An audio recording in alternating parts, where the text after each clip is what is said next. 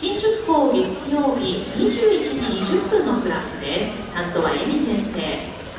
週の初めの一番夜遅いクラスですが、いつも笑顔あふれるメンバーです。昔タヒチが誉れ王朝時代のお話、相方が水浴びをしていた場所は今でもタヒチには残っています。誉れ4世になる相方を愛し続けたストーリーを最後までお楽しみください。新宿校月曜日21時20分のクラスでラタウ・ヘレイチエ・相方、どうぞ。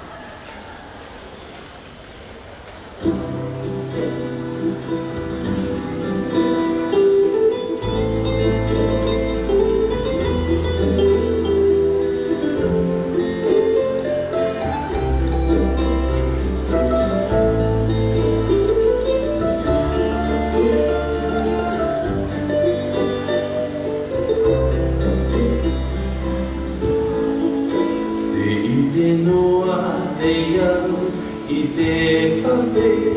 e torora natara hoi Ite pupape i hoku no ahira e te pui o ara Te wahiro i e poa o ahia e kaua Iraroa e te tumui Te roto a maui to e manawa aue Te ite noa te au i te pape e torora natara hoi I te pupape i hoku no ahira e te tui mo ara Te wahiro i e oa o ahia e kaua